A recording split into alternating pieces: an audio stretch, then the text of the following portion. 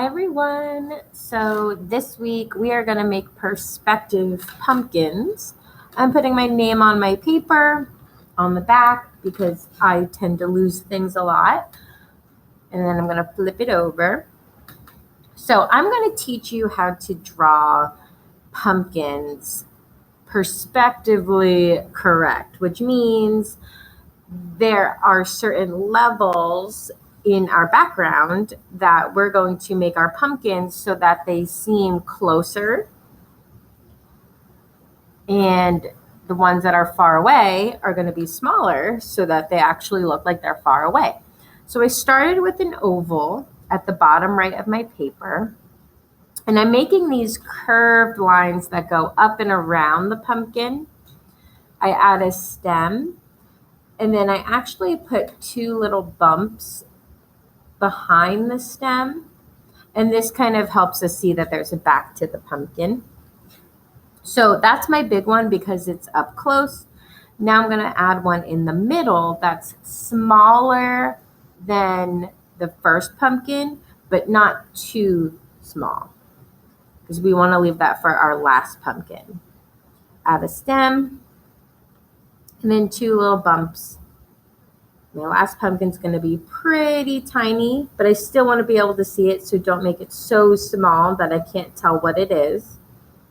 Little stem, little bumps. There we go. I'm going to draw a horizon line so I can see that my pumpkins are hanging out in the grass. It could be a curved line, a wavy line, or a straight line. Totally up to you. And then I'm going to trace over all of my pencil lines with a marker. And then I'm going to erase my pencil lines so it looks nice and neat.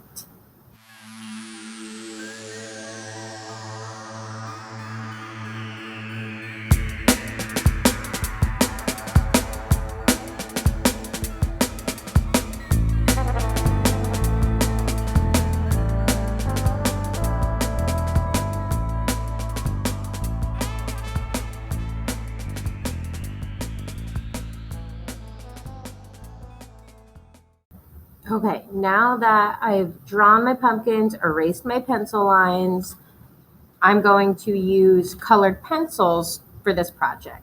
I have the warm colors in my hand right now, so yellows, oranges, and reds.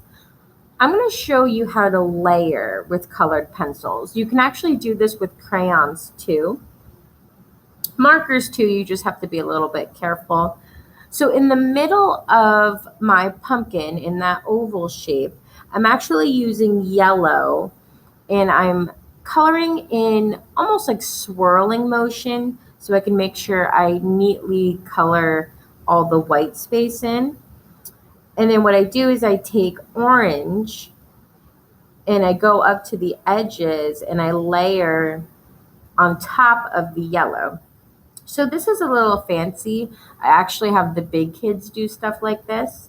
So this may be a little bit tricky, but that's okay.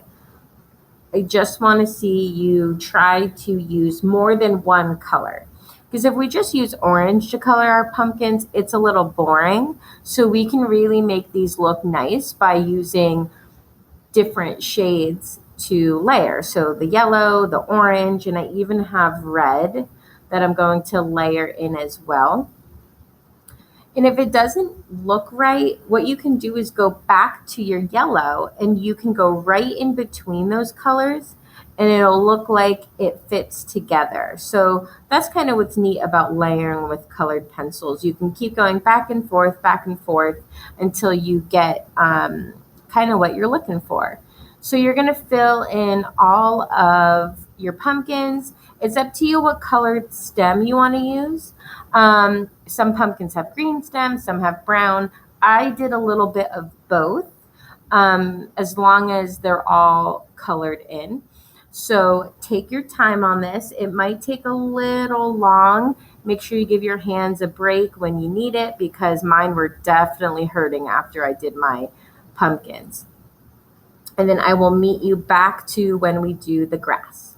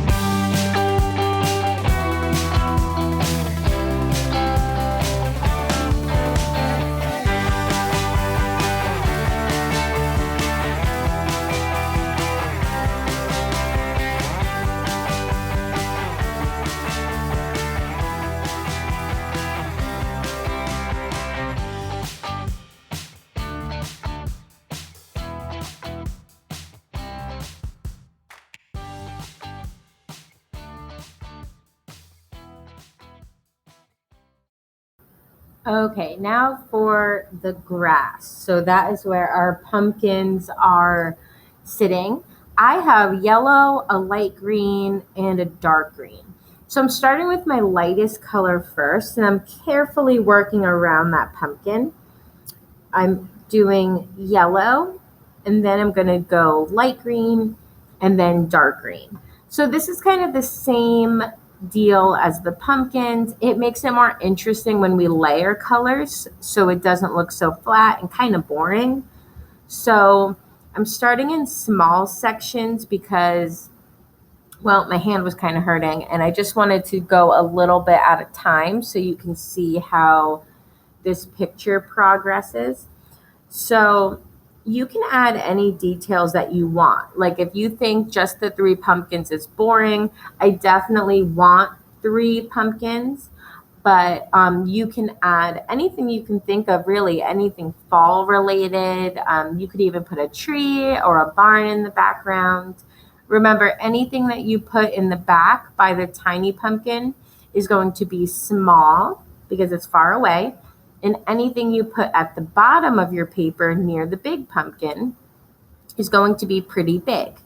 So take your time. I always say that, but I really want you to take your time and take a lot of hand breaks. You're going to fill in this whole space with grass or any decorations that you would like.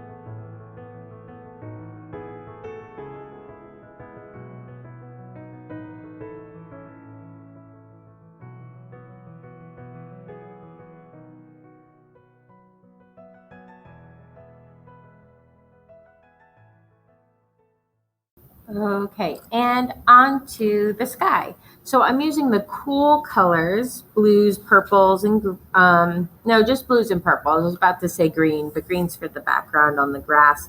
So I'm actually going to go around and around with my lightest blue until I get a circle that I'm happy with. Now it's a little hard to see at first, but once I go around a few times, you can see it. This is a technique I actually do at the paint studio I work at, except we do it with paint, obviously. But I wanted to see what it would look like with the colored pencils, and I was actually happy with how it looked. So I start with the light blue, and I'm following that circle or letter C motion. I forgot to color that stem. And I go kind of up and around, trying to go back and forth with the light blue. So we're layering colored pencils or crayons again for this part. So after I do the light blue, I'm going to use just the blue. and then I'll do the purple, and then eventually when I get all the way to the right side of my paper, I'm going to use black. So the harder you press, the darker of the color you'll see. Around the moon, I like to keep it light because that's where the light is illuminating from the moon. So then you can use the darker colors to kind of outline or emphasize that moon so it doesn't get lost. So you can fill in this whole section with your blues and purples. If you have some other stuff going on in the background, that's awesome. I didn't really have much, so I have a lot of sky to color. I can't wait to see what your pumpkins look like. Don't forget to upload them to your Google Slides on Google Classroom, and let me know if you need help.